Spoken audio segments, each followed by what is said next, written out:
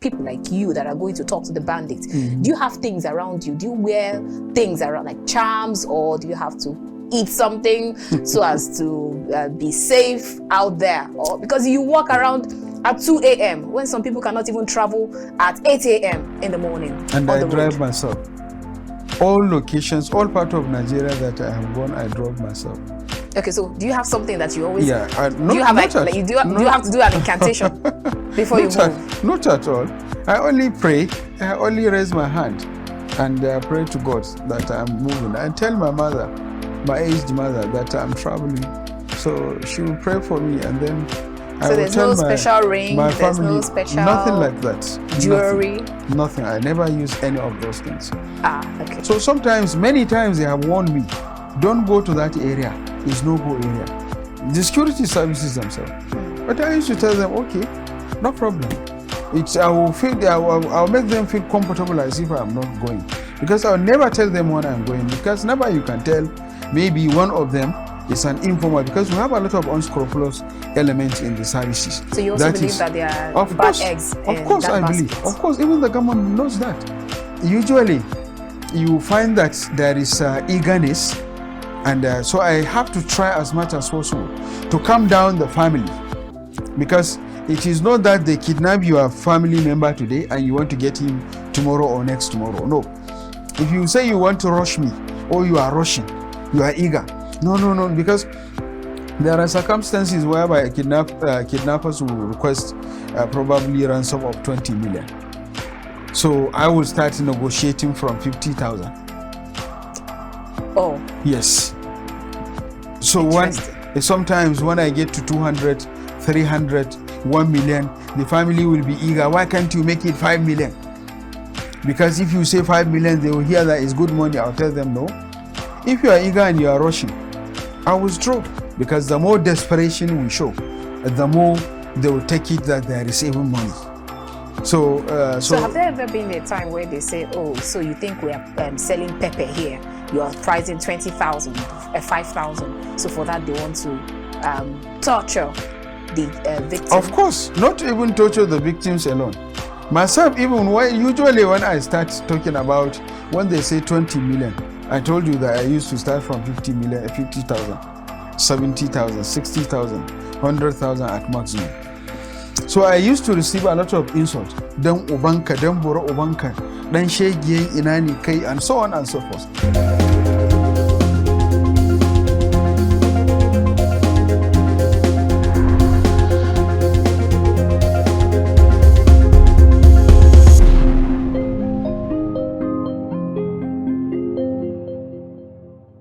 So we'll begin our conversation taking our quote from Steve Maraboli, a public speaker, author, athlete, and veteran. He once said, "A sense of entitlement is a cankerous thought process that is void of gratitude and can be deadly to relationships, businesses, and even nations." Okay, so we'll take our second quote, and this one is from an anonymous.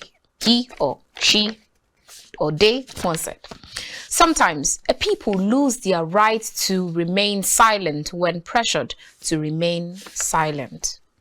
I agree. And the next quote is also from an anonymous who once, like I said, maybe she or he or they. And anyways, they once said, "Nations survive and advance with brains, wise policies, and manpower, not through speeches and cheap populist agitations." Okay. All right, our next quote is from MF Munzaja, Oman intern for the United Nations Secretariat in Bern, Germany. He's also an author. He once said, "For enslaving a nation, just kill the consensuous people. The rest will be or can be bought." Okay. Our next quote is from Margaret Hilda Thatcher, known as Baroness Thatcher. She was a Prime Minister of the United Kingdom from 1979 to 1990 and leader of the Conservative Party from 1975 to 1990. She was the first female British Prime Minister and the longest serving British Prime Minister of the 20th century. She once said, Democratic nations must try to find ways to starve the terrorist and hijacker of the oxygen of publicity on which they defend. Okay, so let's bring it back home to Nigeria. And this last one is from Isa Ajia, Chief Financial Officer at Nigerian National Petroleum Corporation. He once said, Nigeria will shine again if we reason together as Nigerians, not as Northerners or Southerners or as Muslims or Christians. Absolutely spot on. Okay, so now let's see how all of this quote relates to what we will be discussing today. Very warm greetings and welcome to The Conversation. We're reaching you from KAFTAN's television studio here in the nation's capital, Abuja. I am Annabel Orji. Now, before we begin, let me say Happy New Month to every one of you, to those in Nigeria and Nigerians in diaspora. We wish you all the best, even as we look forward to better days ahead in this September 2022. Okay, so now we'll be discussing quite a lot of things today. And first, we'll talk about kidnapping for ransom in Nigeria, and then we'll take a little detour to the economy, and then President Muhammadu Buhari's administration and how much they've done with regards to fighting insecurity or bringing back security to Nigeria. And our guest on the show today is Dr. Yahuza Getso. He's a security, safety, and logistic expert, and we will be talking about kidnapping for ransom and all that they go through right there in the bush to get back victims that were kidnapped by their abductors. That's after this time out. Join us again.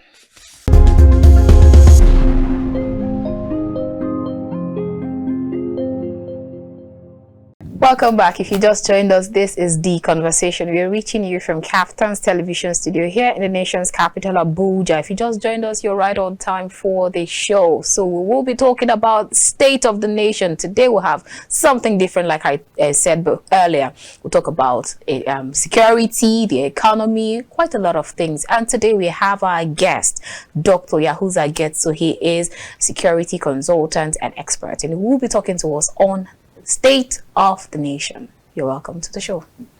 Thank you for having me, and thank you, viewers.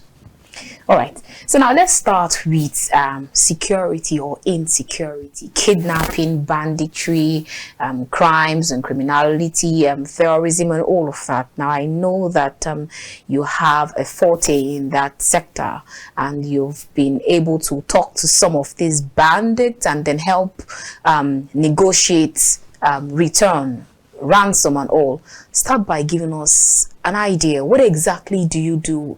How do you get to talk to these bandits, and how do you go through that negotiation, in whether in the bush? Give us an idea. What does it look like? Well, let me first of all tell you that all this process of getting involved started as one profession, building career building. Second, out of frustration. And third, on whose side? Out of passion, on my own side. Oh, okay. I'll tell the story both.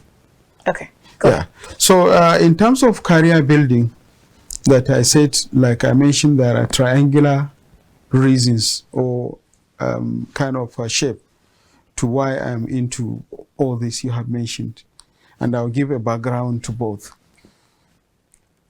I have been working with many companies, the US-based companies, Bulgarian-based companies, UK-based companies, and other multinational corporations, serving as a program manager, managing the security, managing data, managing information, generating informations to do with intelligence, and so on and so forth.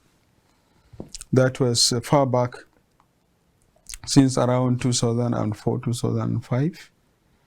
And much later, sometimes around 2016 to 2019, I happens to be the technical and logistics specialist of a US-based company, managing the position of security investigation and intelligence. And I was responsible for covering the 36 states of the Federation and Abuja. And I was reporting to the chief of party, who is like the managing director or the country representative of the US-based company. We were contracted to serve the US government interest in Nigeria. And we were working on monitoring, evaluation, and learning. So it involves part of my responsibility providing liaising with services, that is the military, the police, even in the military, the Nigerian Army, Nigerian Air Force, and the Nigerian Naval System. And then also collaborating and partnering with all the security formations, the police, the civil defense, the custom, the immigration, because it involves import clearance and frightening. Okay. And it also involves transportation, and a part of my responsibility also involve managing logistics and providing security for all the US-based citizens under our watch who are in Nigeria, including their residence accommodation, their day-to-day errands, and ensuring that they are provided with needed and required protection for their life and their property. Okay. And conducting a background check on even the domestic staff that we engaged. And at the same time, all this cannot happen without having a cordial and a good working relationship with the security services. So it also involved engagement of local and international consultants. And those consultants will be engaged based on preferences of what they are required to do for a certain activity at the state level, at the national level, at the regional level. So that's where you started the local negotiation? Government. No, I'm coming to that. Okay. We are only discussing the basis to where I started as profession. I said profession, frustration, and passion. Okay, let's get why the frustration part. So the frustration part was when the COVID-19 started. Oh, 2020. 2019. Okay. Tail end of 2019, when the discovery of the first case of COVID-19 come up and the introduction of lockdown. So that's made me to lose a job. They didn't announce that your job is terminated. No. We have the job. In fact, I had to be going to the office and at the same time making provision to ensure that I monitor all the residents of the Americans under our watch, and Black Americans and a few Americans, and other activities, peripheral activities, and the office itself. So, and still there is no salary then. So, because nobody knows what will be the next step. So it was kind of full of frustration. And then I'm used to having activity with all the security services. So on daily basis, I have to generate feedback from all the states, 36 states of the Federation and Abuja, and I have to share it with home office in the US, the US Embassy, as well as the staff network through Google network, WhatsApp network, and other phone. So I have to initiate something as a backup to ensure that my economy is moving. So part of my activity is conducting the monitoring activities in the field, especially in the front security areas of Northeast, Northwest, North Central, and South, and Southeast, to some extent Southwest also. So for that, I have already established what I call a spider network, whereby if I open my computer, I can see the phone number of all the divisional police officers and their names. Oh, interesting. Nationwide. You built that? Yes, I built that. Oh, okay. I built that between 2016, 2017, 2018, and before the emergence of COVID-19. Okay. So that spider network, I have the contact and details of all the commissioners of police, all the directors of the DSS. Retired and recent? Serving, no, not retired, serving. Okay. And all the head of military formations, and also all the civil defense, all the immigration unit and sub-units. How did you get that? Were you able to like jam their network, or how did you actually come about that? Well, or was it from the communications network? You know, part of when the responsibility being the security and logistics specialist, senior security and logistics specialist, our team that normally go to the field to conduct monitoring. At a time, I can have staff or consultants in 27 states in 1 week under my watch. And even in 27 states, maybe in each state, they may be in almost all the local governments, and they are expected to cover almost all the communities. Okay. So for me, I am responsible for their security and safety. So I cannot do that without having that data. Because if there are any issue, I had to call the DPO, or if it is immigration issue, I had to call the in charge of immigration at the local government. If it is a civil crisis, I have to liaise with the civil defense commander at the state, and then unit commander at the local government. So sometimes the commissioner of police, if it is a state base, sometimes the assistant inspector general of police, that's the AIG, if it is something to do with zone. So for that, I was able to have a developed structure, which I named it Mr. Ahmed Getso Spider Structure.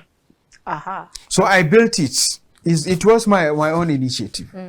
And it is only meant to serve the purpose of the position I was holding. So for that reason... So what happens if you leave the position? If I leave the position, if I decide, I give it to the company. If you don't? If I don't, it's my own initiative. I take it into my computer, my personal computer. Okay. Yeah. So for that process, that was how I get to become in touch with all the traditional leaders across board in all the 36 states. No matter the lowest level of community. So you know leader. my community leader. Is that what you're saying? Of course, I have it on my computer right now. If I can go to my computer, interesting. If you tell me your own local government and I'll tell you all the settlements. In fact, I have the data. I can tell you information of certain streets where you even have abandoned vehicles. And the number of goats, the number of cows, the number of chickens in each and every house. If there are farms, big farms where they are rearing cattle or chickens or whatever, I can tell you. And I can tell you the total number. Okay, yeah. Really? So that was it. So for that reason, I started to expose myself, because the issue of lockdown started to have led to a certain security challenges, because people cannot afford what they have in their houses. They have exhausted it. So a lot of criminal activities started emerging, and newer criminalities. So I now had to expand my scope, because I need to still report, because we are still reporting to the U.S. Embassy. Remember, we are contracted by the U.S. Embassy. So we still have to report information, and then also do certain activities that are doable in some locations. And these activities cannot be conducted without my clearance, because I have to clear that this environment is safe. I have to provide access. I have to ensure that there are no conflicts happening, and the management of criminals and criminalities, so that our consultant that we engage both at the local government level, at the ward level, at the lower community level, at the state level, will not be hurt for any reason. So we have to make sure that... Just so we can actually manage our time. Take us through what it is like for you going with the bandits. Going to the passion. I have to end of it. So for that, I started kind of by towards early 2020 and 2021.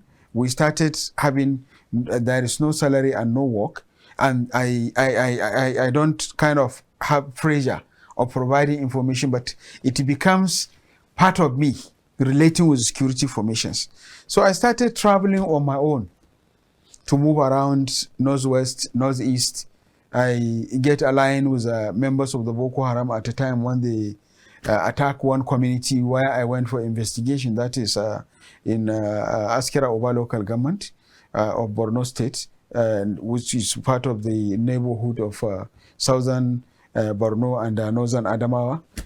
Because you have a lot of local governments there. You have Chibok, you have Askira Oba, you have Dikwa, you have Goza, and in the Adamawa side, you have Maiha, you have Michika, you have Madagali, so on and so forth. So I was in that community having interview with a community leader. The Boko Haram came in. It's not something I'll detail on air, but that was how I got caught by them. And I was in their hand for about 17 days before I was lucky to be released. Did you pay ransom? Not at all. Nobody they were paid not ransom? asking. Boko Haram never asked for ransom. It is either of the two. They either kill you or they release you. Ah. Yeah. So, but I will not go detail. I will not discuss details of how I got released. But I was really lucky because some people were killed in my presence. During in between those days, those 17 days.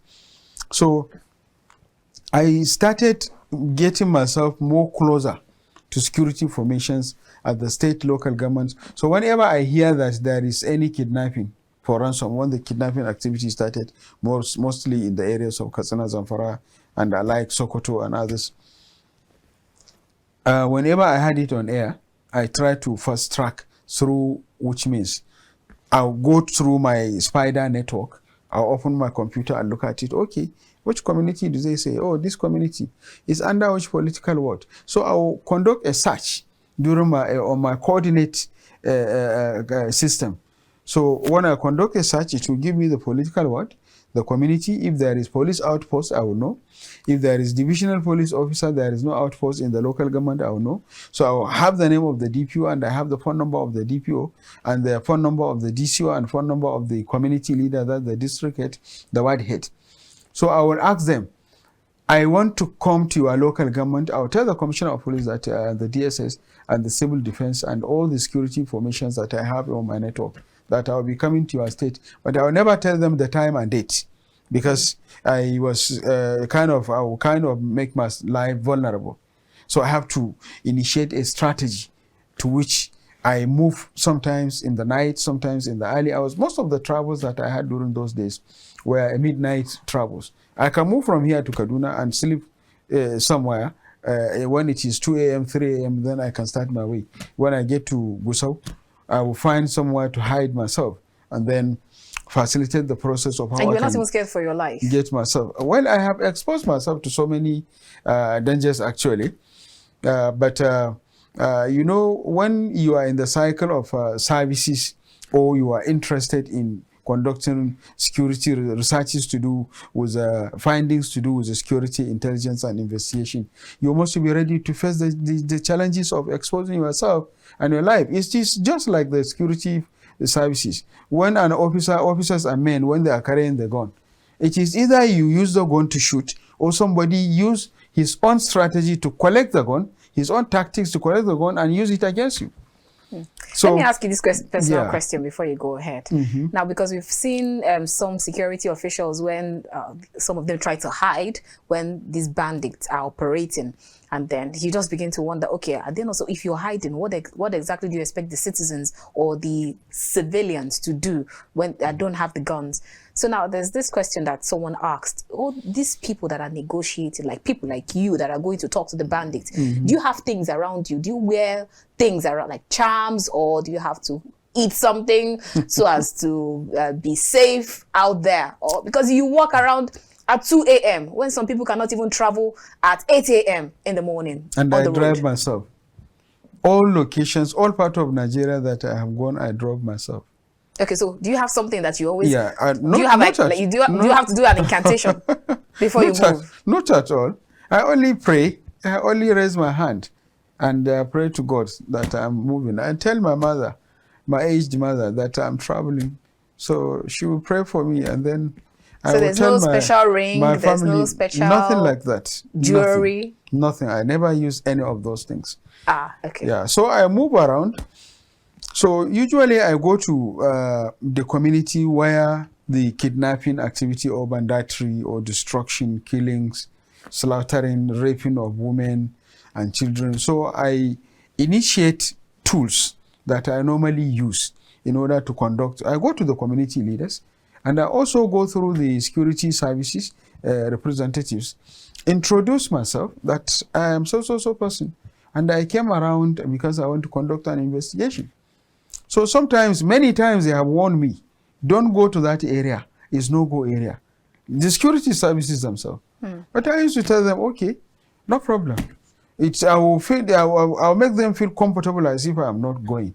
Because I'll never tell them when I'm going, because never you can tell, maybe one of them is an informer, because we have a lot of unscrupulous elements in the services. So you also believe that there are bad eggs in Of course, that I basket? believe. Of course, even the government knows that. We have traced many, and government themselves, they trust many, and many have been presented before the media even, being caught, found wanting for one reason or another. So I normally do that, and so for that, I go to the family of the kidnapped victims. I will ask them, have they contacted you? Sometimes they will say yes, sometimes the answer is no.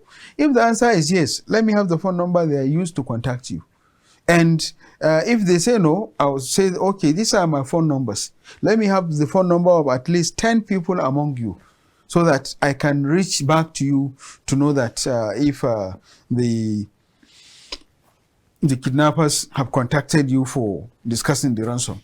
And while doing the negotiation, normally, I warn people for two things. One, I'm not doing charge and bail or negotiate and charge. No. So I warn the family, I'm not here for money, and I don't need your money. So you do for free? Yes, it's service to humanity. Oh. I never charge anybody a single kobo. And nobody ever contributed or attributed or sent a 10 naira to me because of this.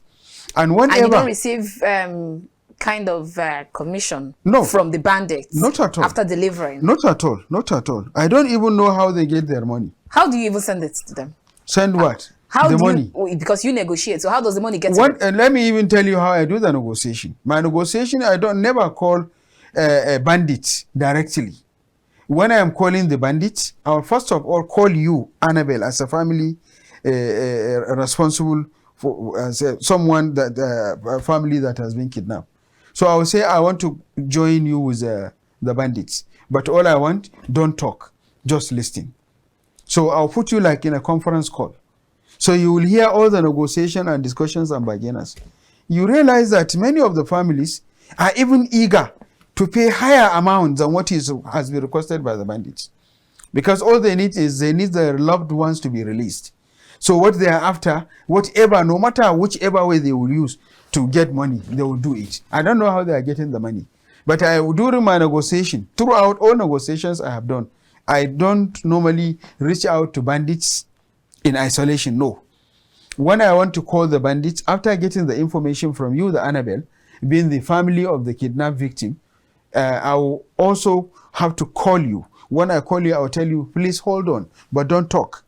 I'm calling the bandits because I want to hear from them. All of this communication is via phone? Yes, of course. No physical to physical? No. I never do face-to-face discussion with any bandits in terms of negotiation.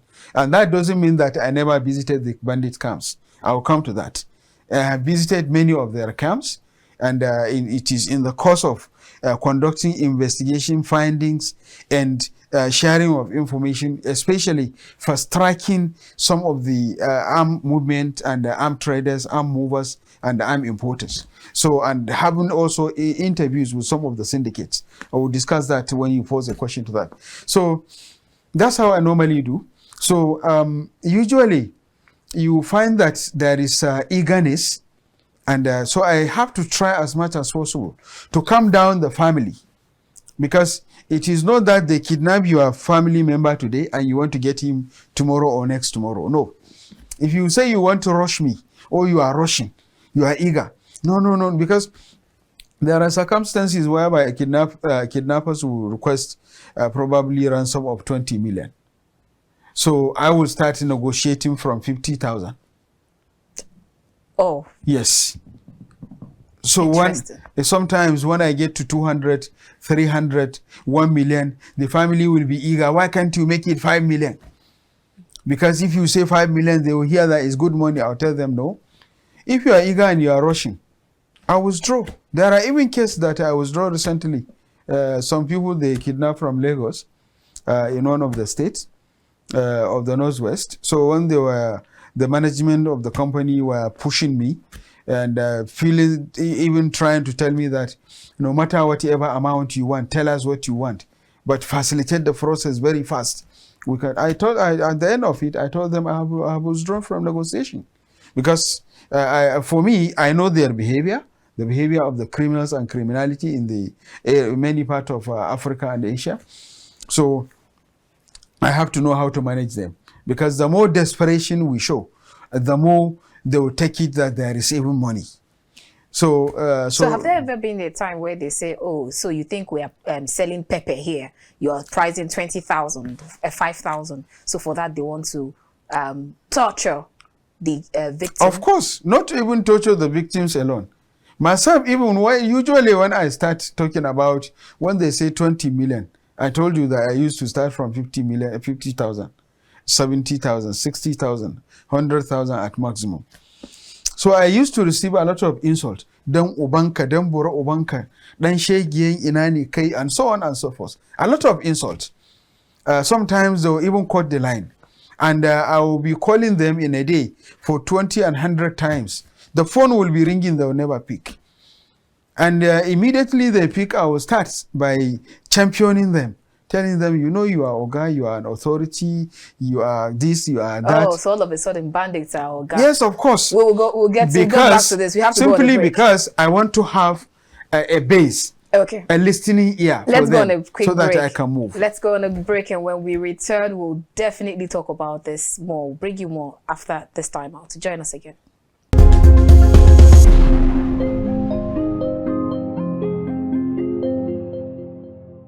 Because one, if it is Android, they will ask you to open all your WhatsApp chats and all your Facebook, all your social media. Even contacts, I guess. No, first of all, social media. So they will see who and who you are interacting with. And then they'll also go thoroughly through your contacts.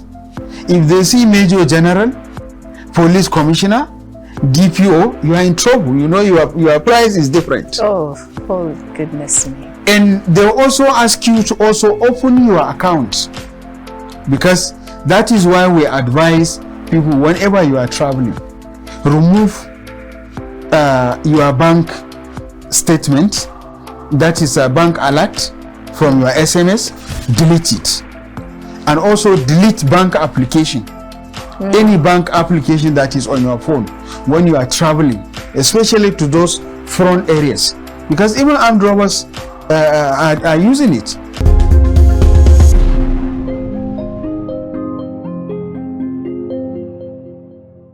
Welcome back. If you just joined us, this is The Conversation. We are reaching you from KAFTAN's television studio here in the nation's capital, Abuja. If you just joined us, you missed out on a lot. Then you can still join in the conversation. Our guest on the show today is Dr. Yahuza Getso. He is a security and logistics expert. All right, before I went on that show, we said quite a lot of things. Now, I would like to know, after you have these interactions with the bandits, have you at any point in time, because sometimes the security officials, they say they don't even know where the bandits are. but you know where the bandits are. Have you been able to meet with the security officials and tell them, okay, go to XYZ village, bush, forest, or town, you will get them? And what happened? You know, when a security agent or any of the services told me, they can look at you and tell you they don't know where the bandits are, but they cannot look at me and tell me they don't know where the bandits are. Oh, really? Yes. They can talk to any ordinary person that we don't know where the bandits are, or we don't know who are the bandits. But for me, no security agents in Nigeria, no government or whatever traditional government or authoritative government, formal or non-formal government, formal or informal security structure, that will look at me and say, we don't know where the bandits are. But for you, they can look at you and tell you, no, we don't know where the bandits are. Why? Because these bandits are not operating on the sky or on the surface that you cannot see. Or in isolation. Or in isolation. They are operating within the communities, settlement, using our road networks, using the geographical terrain, using the institutions, using the normal routes where every other human being is using. Because they eat like I eat. They drink like you drink. They bath like you do. They sew clothes like you do. So there could be any possibility that you could be standing beside the bandits in the market or in the public place and you might not even know. No. Bandits cannot be in the market. Yes, of course, they can go to market, but in most cases, in 99% situation, they have people that provide them with essentials of whatever they need. Because the motorbikes, they are not buying it in the market. Even if they are buying it in the market, there is somebody who is processing the logistic proceedings, the procurement process, and the supply process. Likewise, they do also have health challenges. So there are medical people who take care of them because there are no medical person among them. How about the finance? Do they like get their monies in cash or they do transfer? You hardly, during the years of most dates up to towards the end of 2021, bandits never ask you to pay ransom into account. They give you a place where you will deliver the money. Assuming that they kidnap somebody in Benue. Let's assume KP here. Let's just cite a simple structure within Abuja here. If they kidnap somebody in KP, they may keep the person somewhere around Kaduna. And they will collect the ransom somewhere around Abaji or Lokoja or Kwali or Gwagwalada or Lambata or something like that. So that's what they do. So why the kidnapped victims will be different location, and if you think they keep the person within your area, you are deceiving yourself. They can take the person to Sokoto, and they can collect the ransom in Lagos.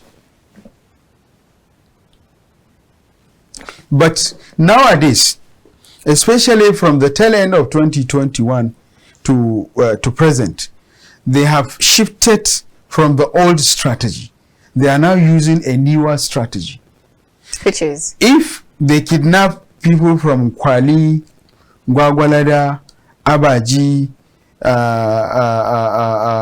probably Tungamaji, Zuba, and alike, and their location is probably somewhere around Tapa or Zumarok, or somewhere around Dedi, where they want to collect the money.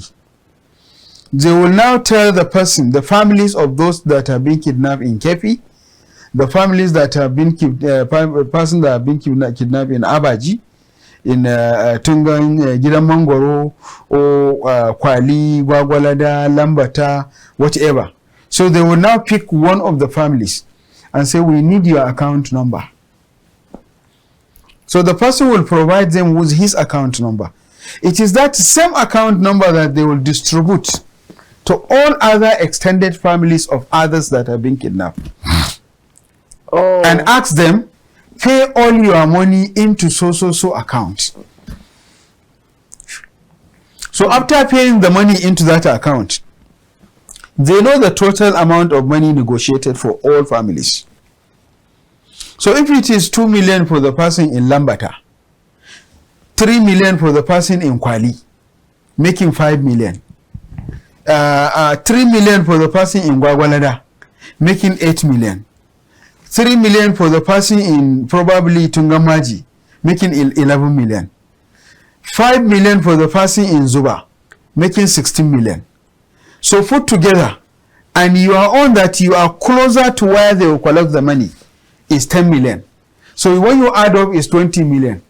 So they will tell you that 16 million have been deposited into your account. Can you confirm this? He will say yes. So take that 15 million, 16 million, add up with your 10 million, and bring cash of 26 million. Oh no. So there will be no trace.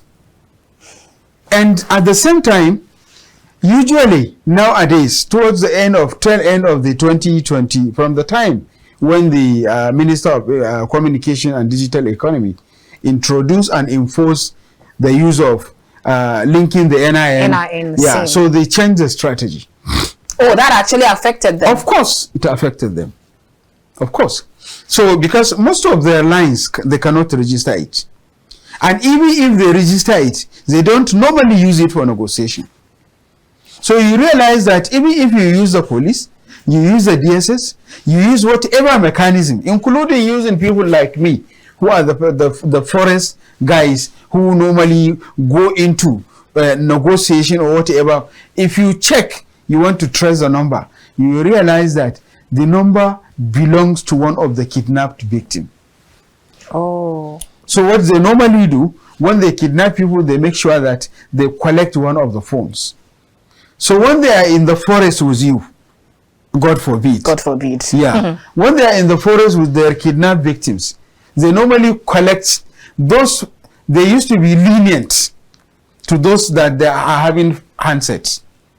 Because one, if it is Android, they will ask you to open all your WhatsApp chats. And all your Facebook, all your social media. Even contacts, I guess.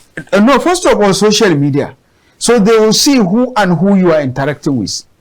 And then they'll also go thoroughly through your contacts. If they see Major General, Police Commissioner, DPO, you are in trouble. You know your price is different. Oh goodness me. And they'll also ask you to also open your account.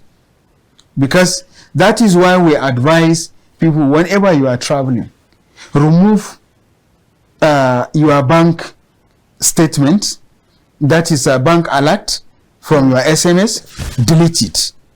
And also delete bank application. Any bank application that is on your phone when you are traveling, especially to those front areas. Because even armed robbers are using it. There are other criminals in part of the North Central states which are not kidnappers. But they also pretend to be kidnappers. So they normally check. So whatever total amount of money they see in your account is part of what will determine. And it also the number of SMS that you have in on your phone will also tell them how transactions you are doing. That means they take out time to scrutinize all of this. Of course they do. And they have agents among them who can reach. That is why I keep saying that, challenging saying that it is nomads or Fulanis that are all the kidnappers and all the syndicate are Fulanis. This is a brutal lies. They are not up to, Fulanis are not up to 10, at maximum 15% of the total number of the syndicate of kidnappers in northwestern Nigeria and north central Nigeria. That means you have more of the educated ones there. Of course, there are educated ones, and there are educators among the informers also, who normally go at night in order to review those phones and those informations for them. And then they normally put masks, so you will not understand who they are. And at the same time, among them, there are educated ones. And it is a kind of collaboration and colludence with both Hausas, with both Yorubas, with both Igbo, with both Nufe, with all the tribes that are living in northern Nigeria. They are all party to the business of kidnapping for ransom and other criminality related to that. Because some Igbos are providing them with the illicit drugs and also transporting, purchasing bulk of machines. And then some houses are also providing them with essential commodities, foods, beverages, and others. And there are some also other Yorubas who are also supporting them in their own way. So it's a kind of corroboration and collaboration and partnership. It was initiated and started with Fulanis. And at the same time, it is most of those who carry arms and kill people or conduct attacks and or rather kidnap the people are Fulanis.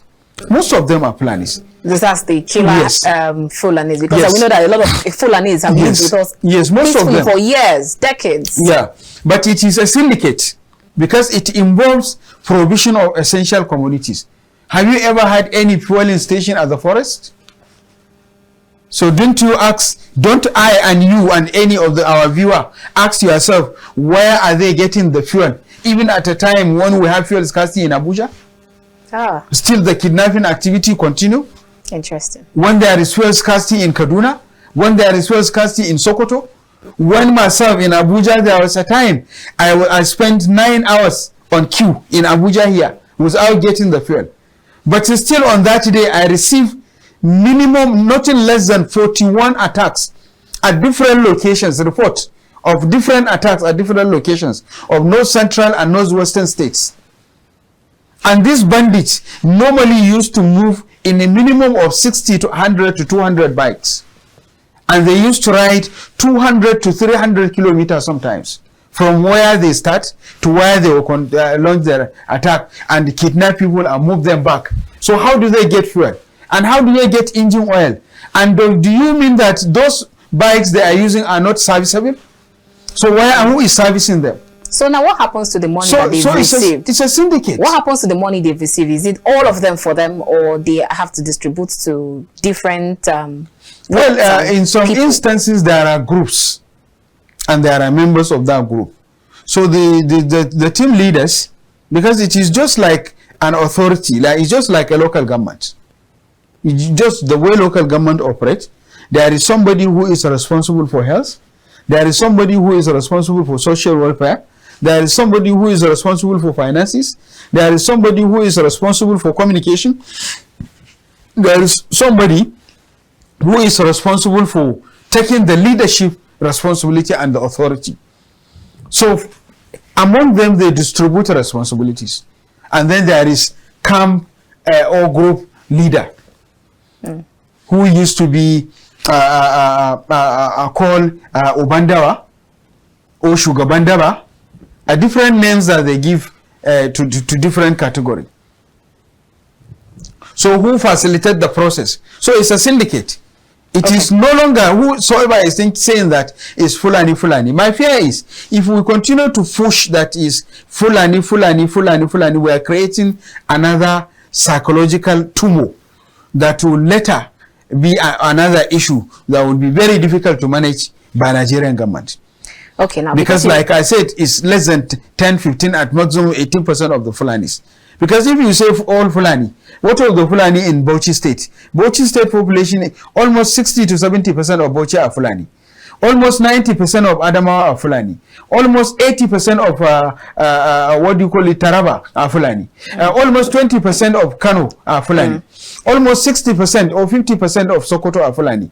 Almost 15 in Katsina, in Niger and alike. And there are a lot of Fulanis that are being hurt by the same victims. Are being victims of the same circumstances. Because you talked about crude oil and then you talked about the Nigerian government, I'm going to ask you two questions and I will quickly like you to take them in one breath before our time elapses. Now, here on the news, one of the headlines that we saw that the Mele Kyari actually said that stolen, that's the NNPC boss, he says stolen crude oil stored in churches and in mosques, says importation of petroleum products ceases by mid-2023. Because we said we're going to talk about the economy, so I'd like you to touch on that. That's one on the side. And then secondly, because you talked about the Nigerian government, and then we've heard time and time again, this administration keeps saying that they have done well with regards to security, securing lives and properties of Nigerians, better than what they met when they came into power. So how would you rate the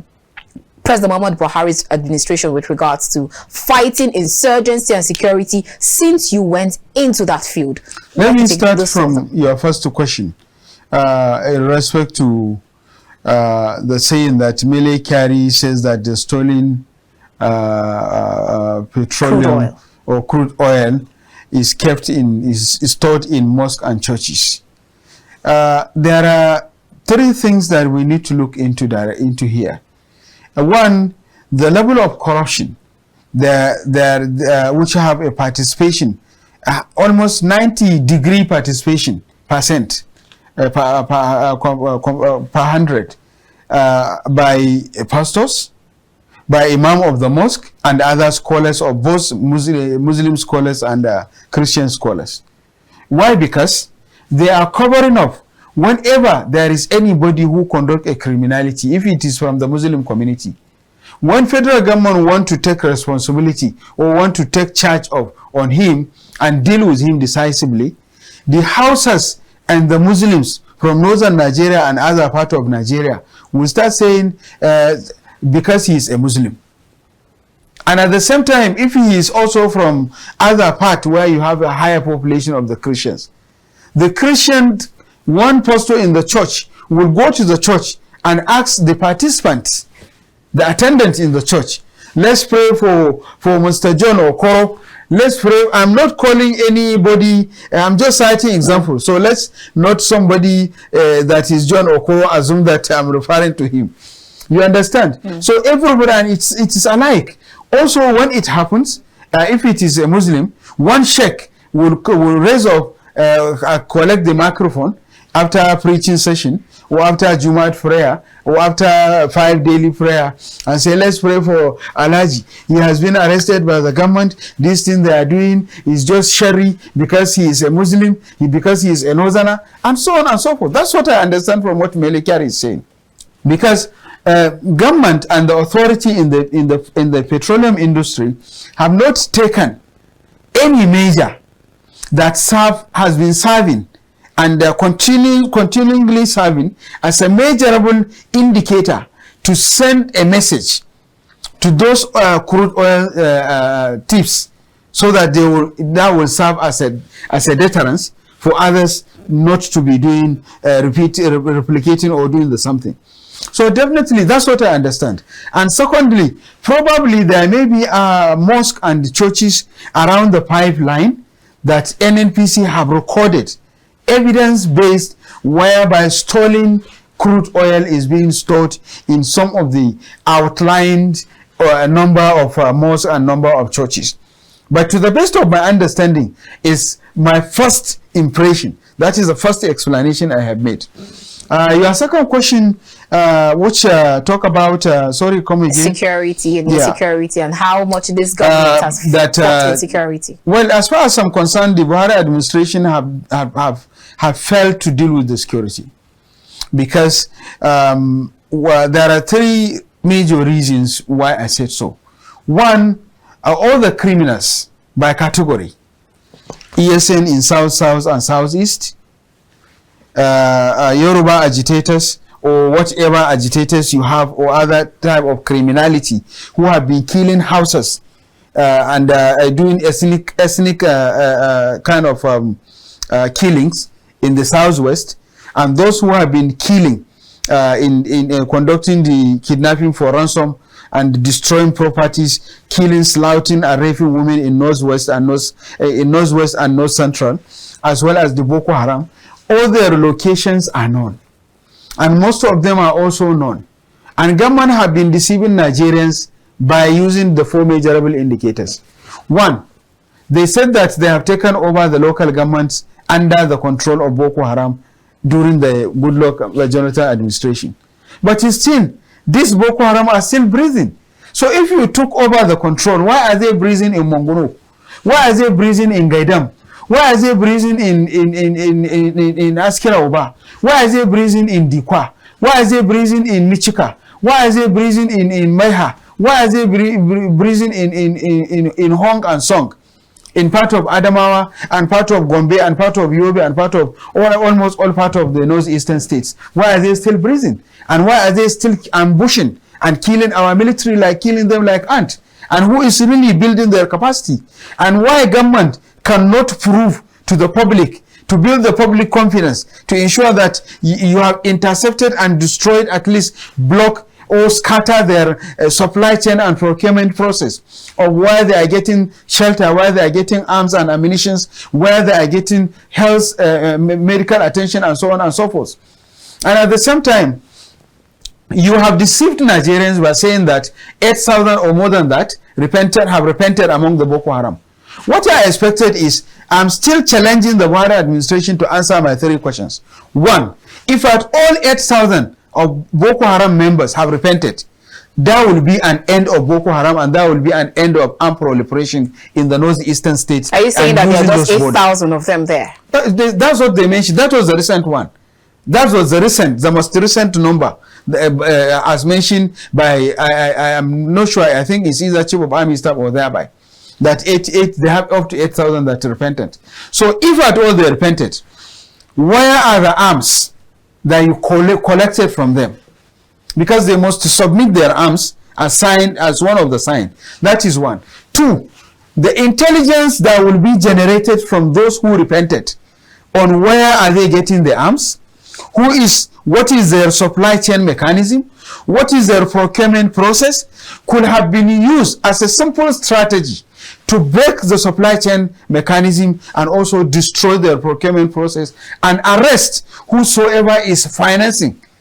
As Lai Mohammed have been telling lies, deceiving Nigerians, saying that they know who are the financiers of Boko Haram. So if you know them, why can't you deal with them? So that could serve as a deterrence that will bring an end to it. So these 3 questions, I challenge Buhari administration government to still answer these 3 questions. Coming to the bandits, a lot of bandits have repented. There are a lot of so-called repentant bandits. For me, I never accept any bandit, and I will never accept any bandit as a repenter, going by my interactions with them. I interacted with bandits in the forest. I interacted with bandits, with the so-called repentant bandits, and I have seen how the state government have stupidly been using them by way of saying that they are using them to generate information. But these are the people that you know they are criminal. After they have hand over their arms. 1, how many intelligence have they provided that supported the government to bring an end and destroy the camps and lead the tactical operations and other operations of the security services to the locations where their cohorts are, where their friends are, where their collaborators and colluders are? Because if I leave the forest today, definitely I must know what is in the forest, and I must know the strategy at which we are getting the arms. So are you saying that even when they say they are repentant bandits, I don't believe there is repentant bandits. All right. I don't believe. All right, so our time is fast spent. Now, very quickly, have any of the Kaduna Abuja train attack victims or family actually contacted you to help them to get their victims? Because you still have some of them still lying in wait. Absolutely. That's one on the side. And then before we end, we'd like you to give your last words to Nigerians, to people, on how to be safety conscious, especially when you're traveling by road, because you cannot rule it out that people will not travel by road or by water. Well, yes, of course. A lot of family of kidnapped victims of Abuja-Kaduna train that was attacked on 28th of March, that is about 4 months ago, 5 months ago. A lot of them contacted me, and I was able also to reach out to the guys who are holding them, and a lot of negotiation. I have facilitated a lot of things. Of course, some yielded results, and some didn't yield. Some yielded positive results, some yielded negative results. That I will not discuss in details on air. And then you had to pay ransom. Of course. But then the government said that there should be no ransom. Well, part of the discussion, part of the initials of the discussion building on is asking of certain amount of money, a certain amount of millions. So whosoever has said there is no ransom is just telling his own story. I don't want to discuss that details on air, but at least I have responded to your question. So going to your second question, which your last word to Nigeria, especially the words to Nigeria. One, as I keep stressing and I keep emphasizing, always try as much as you can to have 2 or more banks accounts. One, you can have an ordinary saving account when you are traveling. If it is very, very necessary, you must have it on your Android. You can have just a little amount of money that will show that probably you have 30,000, 20,000, or depends on what you need. 2, ensure that always wherever you are, delete the bank application on your phone. It's very, very dangerous. And you should be coding the names of some of the security personnel that you know. Either they are your family members, either they are your friends, so don't just leave it at Major General. Don't do that mistake. Don't put Major General, don't put Brigadier General, don't put Honorable, don't put Distinguished, because the more you are doing it, the more you are risking your life and giving opportunity for these guys in case nobody is praying for him or for he or her to be kidnapped. But if you are kidnapped for any reason, they really go thoroughly into phones. They check on those things and they dwell on them and they use it as a tactical strategy for how much they will price you and how they will build on their negotiation. All right. And at the same time, try to have as low profile as possible in terms of your shoe, in terms of your clothes, in terms of your cap, in terms of the rafa you use if you are a lady, and even in terms of how you clean yourself, how oily, things like that. Oh, okay. So you need to be a lot in disguise and be careful and prayerful. And be careful of traveling late hours. It's also, there is no time that is safe, but mostly early hours and evening hours and midday is also part of the traffic hours. Thank you so much, Dr. Yahuza Getso. It's been a wonderful time having this discussion with you, and thank you so much for actually schooling us on how we could be more security conscious. Thank you. It's been a great pleasure. All right, viewers, I'm sure that you must have been rightly educated, entertained, and informed. We have been chatting with Dr. Yahuza Getso. He is a security and logistic expert, and he's been having some interactions or negotiations with some of these bandits. And we've been trying to understand what exactly and how we can curb insecurity in Nigeria. Like I said, I'm sure you must have been rightly entertained, informed, and educated. I will see you next time. Whatever you do, stay sharp and stay safe.